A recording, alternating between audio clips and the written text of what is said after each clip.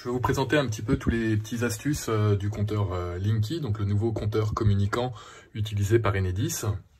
Donc ce compteur se trouve généralement à côté du tableau électrique. Ici j'ai le tableau électrique et là le compteur. Alors je commencerai par vous présenter le compteur dans sa généralité. Après on ouvrira le capot pour regarder qu'est-ce qu'il y a sous le capot vert, quels sont les éléments auxquels tout le monde a le droit d'accéder. Ensuite, je ferai quelques petites remarques concernant la conformité. A-t-on vraiment le droit de facturer de l'électricité avec ce compteur? Est-il vraiment conforme? Et puis, enfin, pour vraiment tout voir de ce compteur, on ira déplomber même la partie qui appartient à Enedis. Donc, je rappelle, c'est quelque chose qui est strictement interdit, mais on le fera pour voir quels sont les éléments qu'Enedis a dans ce compteur électrique et quels sont surtout les éléments qui leur permettent de nous surveiller et envoyer des alertes. Tout d'abord, ici, on a un petit voyant qui clignote. En fait, il clignote à partir du moment où on a de la consommation. Donc en ce moment, je consomme, donc il clignote. Plus vous consommez, plus il va clignoter vite. Vous avez également un écran ici sur lequel est affiché différentes données. Pour le moment, il est éteint car il s'éteint automatiquement. Vous avez deux boutons, un moins, un plus, qui vous permettent de vous déplacer dans le menu. Petite info, lorsqu'il y a la lumière allumée sous le bouton plus et que vous n'avez plus d'électricité, il suffit à ce moment-là d'appuyer 2 secondes sur le bouton pour remettre l'électricité en route. Au niveau du marquage, très rapidement, on voit ici donc la marque. Ici c'est Landis+Gyr, mais il y a d'autres marques comme Sagemcom par exemple. Ensuite, un point très important, au niveau du marquage, vous avez un CE suivi d'un M. M, ça veut dire qu'il a été certifié MID pour la facturation d'électricité. Si jamais vous n'aviez pas ce M avec l'année de fabrication et le numéro de l'organisme certificateur, à ce moment-là, ce compteur n'aurait pas le droit d'être utilisé pour facturer de l'électricité. Donc c'est un point très important que vous pouvez par exemple vérifier sur votre compteur électrique. Il y a un autre point intéressant, vous avez ici le numéro du compteur électrique. Donc ce numéro est repris sur votre facture. À vous de vérifier aussi si c'est bien le bon compteur qui correspond à votre facture. Nous allons maintenant voir les différentes informations qui sont affichées sur l'écran. Donc l'écran est maintenant allumé. La première information, c'est le nom du contrat. Dans mon cas, je suis avec un contrat base, c'est-à-dire que je n'ai pas d'heure pleine, heure creuse, ou le tarif tempo, ou encore le tarif EJP. Si j'appuie une fois sur le bouton, je vois justement dans mon tarif base le nombre de kilowattheures consommés. Donc dans mon cas, 4315 kilowattheures. Là ici, c'est une info très intéressante, je vois la puissance imparente consommée instantanément. Donc actuellement, j'ai par exemple un lave-vaisselle qui est en route et je consomme 470 voltampères. Là, on peut voir la puissance maximum soutirée. Donc c'est aussi une information très intéressante, c'est-à-dire que vous avez vu que je consommais en instantané 470 voltampères. Par contre, la puissance maximum consommée est de 3372 dans mon cas. La prochaine information, justement, est très intéressante puisque je vois que la puissance souscrite, donc l'abonnement que j'ai pris, est de 6 kVA, donc 6000 voltampères. On a vu précédemment que ce que je consomme au maximum, c'est 3372. Donc c'est un moyen très simple de vérifier la puissance maximum que vous consommez par rapport à votre abonnement. Ça ne sert à rien d'avoir un abonnement trop important. Par exemple, si j'avais ici un abonnement de 9 kVA, ce serait inutile et ce serait intéressant de demander à Enedis de le réduire. Ensuite, je vois la puissance de coupure. Donc c'est la puissance à partir de laquelle Enedis va automatiquement couper l'électricité. Si je dépasse les 6000 VA ou 6 kVA, ce qui correspond évidemment à mon abonnement, eh bien Enedis coupera automatiquement l'électricité. Pour le remettre en route, il faudra à ce moment-là débrancher certains appareils et remettre en route à l'aide du bouton plus. Vous avez ici un numéro. J'ai ici l'heure courante, c'est-à-dire l'heure actuelle.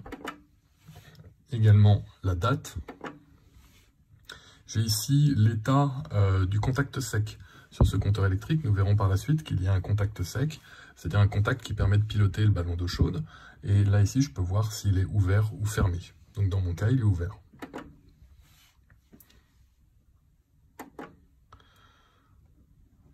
Là, ici, je vois un historique sur les consommations que j'ai eues. Donc, en heure creuse, j'ai consommé 3505 kWh.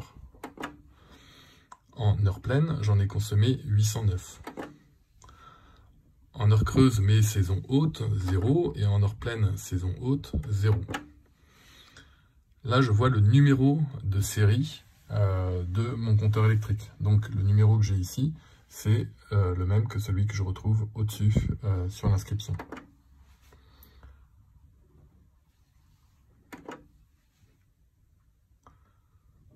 Là, j'ai un index d'injection. Donc ça, c'est le nombre de kilowattheures que j'ai injecté sur le circuit d'Enedis. Ça concerne par exemple les personnes qui ont des panneaux solaires ou des éoliennes et qui produisent de l'énergie.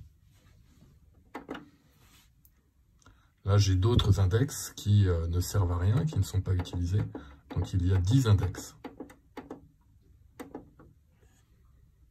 Ici, nous avons un registre erreur. Donc là, on voit qu'il y a 0. Les différentes erreurs qu'il peut y avoir, par exemple, c'est l'ouverture du capot. Ce serait des tensions qui tomberaient à 0 pendant une certaine période. On voit ici que sur ce compteur, il n'y a eu aucune erreur. C'est un numéro de vérification. Ici, on voit que sur ce compteur, actuellement, il n'y a pas de message de communiqué, mais vous pouvez avoir différents messages qui sont communiqués. Par exemple, puissance dépassée. Si vous avez puissance dépassée, ça veut dire que vous avez dépassé la puissance souscrite. Si vous avez par exemple un abonnement de 9 kVA et que vous avez consommé, je ne sais pas, 10 kVA. À ce moment-là, vous allez avoir ce message-là et le courant va être coupé. Il y a également le message contacter fournisseur. Donc si jamais vous n'avez plus d'électricité, il y a écrit contacter fournisseur. À ce moment-là, il faut en effet contacter votre fournisseur d'énergie. Nous allons maintenant voir ce qui se passe sous le capot. Le capot peut en effet, le capot vert, le premier, peut en effet être retiré. Il n'est normalement pas plombé. Par contre, sous ce capot, il y a un petit capot qui lui est plombé. Ce deuxième capot, vous n'avez pas accès, c'est la partie d'EDF. Évidemment, pour quelle raison on n'a pas accès? C'est que ça permettrait de court-circuiter le compteur électrique et donc de ne pas compter. De toute manière, il y a un mouchard. Si vous ouvrez ce capot, il y a un contact sous le capot et vous avez automatiquement un message qui est envoyé à EDF. D'autre part, si vous court-circuitez le compteur Linky, la tension va tomber à 0 et de la même manière, un mouchard sera envoyé à Enedis pour avertir que la tension est tombée à 0. Sous ce capot, ce qu'on peut remarquer ici, c'est que vous avez tout d'abord le contact sec, dont je parlais tout à l'heure, qui peut être utilisé pour piloter le ballon d'eau chaude. Donc ce contact sec ne doit pas avoir plus de 4 ampères. Vous avez ici une protection 4 ampères, comme c'est indiqué. Ensuite, là-haut, vous avez 3 bornes qui permettent de communiquer avec des automates de votre habitation. C'est ce qu'on appelle la télé-info client ou encore la TIC. Nous avons ici un petit point qui peut paraître anodin. Au-dessus de l'affichage, vous avez le nom du fabricant, Landis+Gyr, et il y a écrit leur adresse, 0300 à Montluçon. Ceci est une obligation de la directive MID d'afficher sur le compteur électrique l'adresse du fabricant.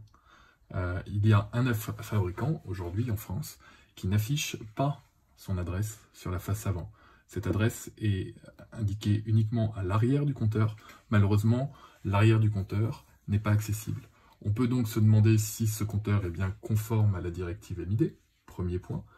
Et deuxième point, si jamais le compteur n'est pas conforme à la directive MID, il est interdit de facturer de l'électricité avec. Alors je vous avais dit que je vous présenterais tous les secrets du compteur Linky, donc on va évidemment retirer le plombage et regarder ce qui se passe sous ce capot. Je préviens bien, cette opération est strictement interdite et je déconseille à toute personne de la réaliser. Alors, tout d'abord, on va couper le plombage. Ensuite, on va tourner le petit bouton pour pouvoir accéder. Évidemment, quand je vais retirer le capot, un signal va être envoyé à Enedis. Voilà, le capot est ouvert. Comme je vous avais dit, il y a ici une petite tige qui rentre dans ce trou et qui envoie un signal comme quoi le capot a été ouvert. Vous voyez ici 2 bornes qui permettent à Enedis de communiquer avec le compteur électrique et les 4 bornes de raccordement de la phase et du neutre. Donc l'arrivée à gauche, phase et neutre, et le départ à droite, neutre et phase.